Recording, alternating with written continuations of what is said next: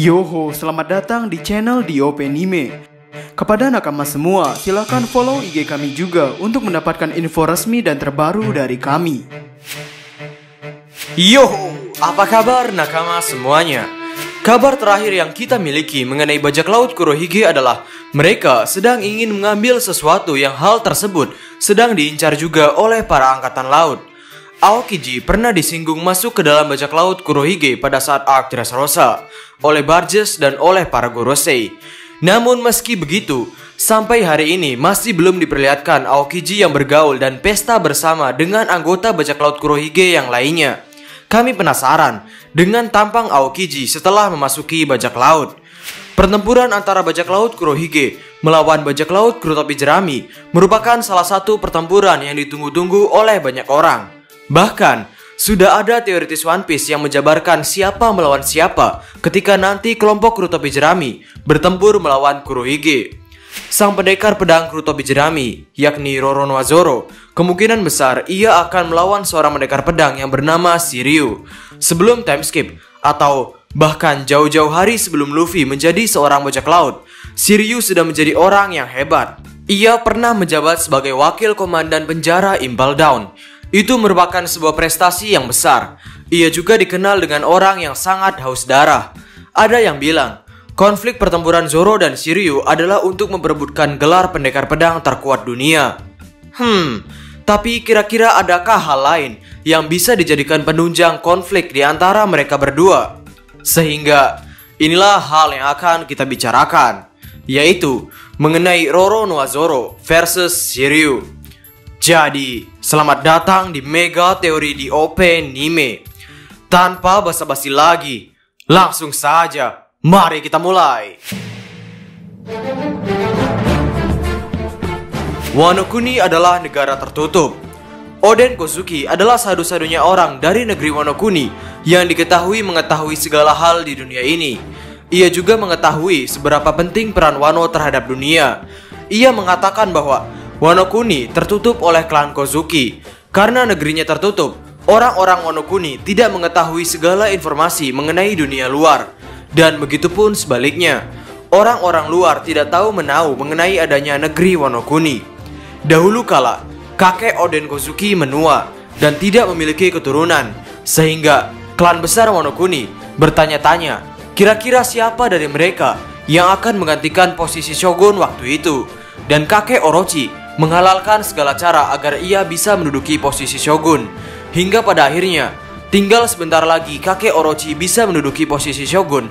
Lahirlah seorang penerus yang bernama Oden Sukiyaki. Karena tindakan kakek Orochi yang menghalalkan segala cara itu, ia pun disuruh untuk melakukan seppuku. Seluruh klan dibubarkan.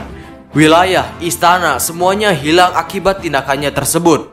Pada chapter 965, sang nenek yang bernama Higurashi itu memberikan Orochi buah setan Zoan. Zoan ini bukan Zoan sembarangan, karena buah setan yang diberikan adalah Zoan mitologi. Orochi bertanya, dari mana engkau mendapatkannya?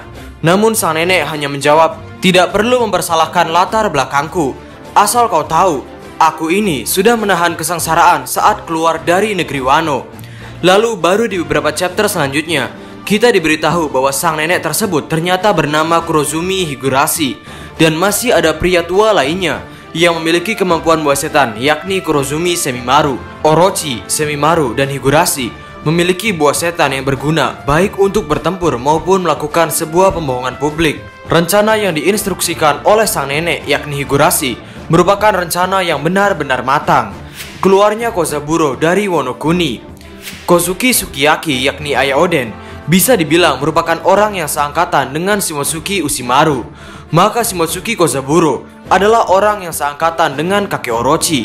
Kita tidak tahu bagaimana pastinya nasib sang kakek Orochi saat ini.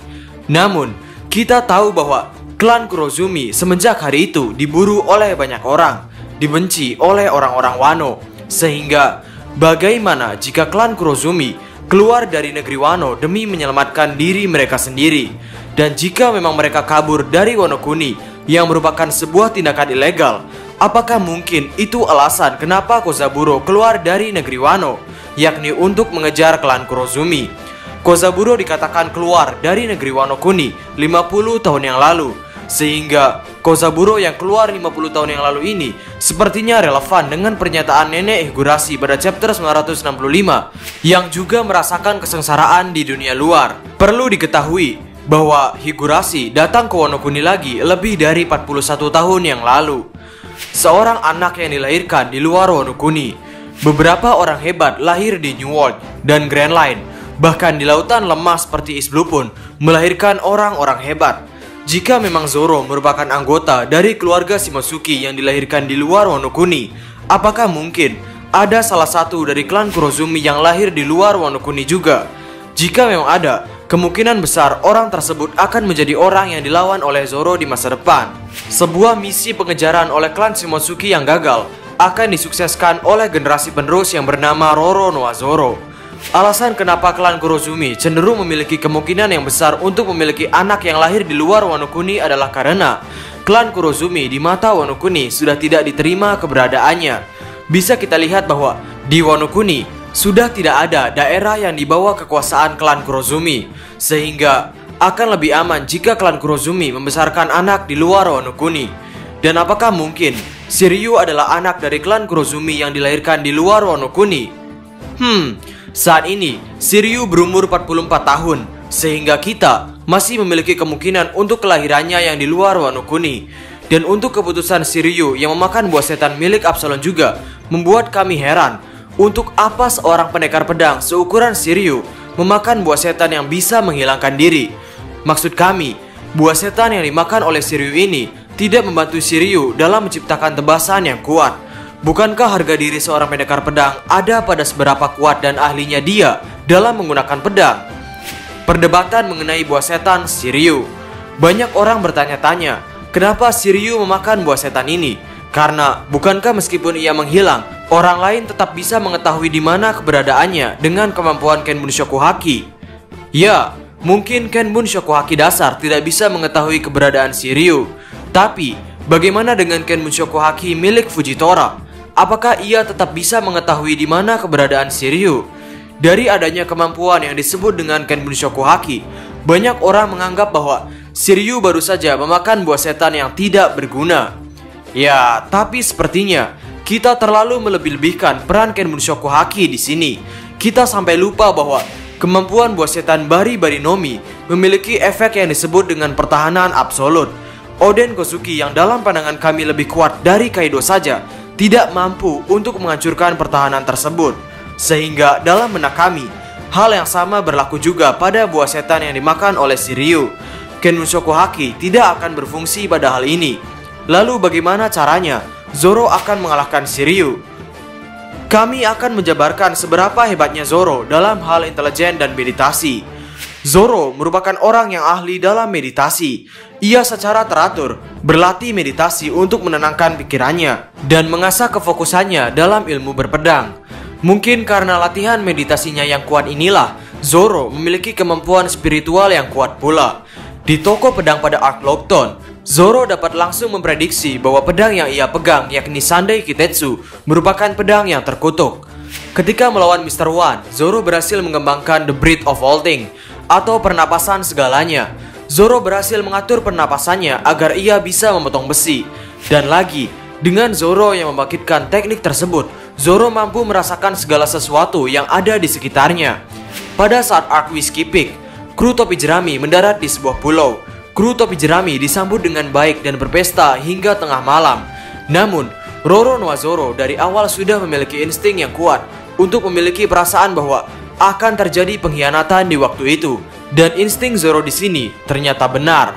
Lalu di Arc Zabaudi, Zoro juga berhasil menebak bahwa pasifista yang mereka temui pertama kali di pulau itu bukanlah Kuma yang ada di Arc Thriller Bark. 2 tahun setelah time skip, Zoro menggunakan intelijensinya untuk membelah Pika. Zoro juga merupakan satu-satunya orang yang memulai untuk menghentikan sangkar burung Doflamingo, yang pada awalnya orang-orang menganggap bahwa hal tersebut tidak bisa dihentikan. Lalu di Arc Wano Kuni, Zoro yang pada awalnya disuruh untuk seppuku itu berhasil mengetahui siapa pembunuh yang sebenarnya dengan mencium bau darah. Ia juga merupakan orang yang sadar bahwa Okiku adalah seorang lelaki.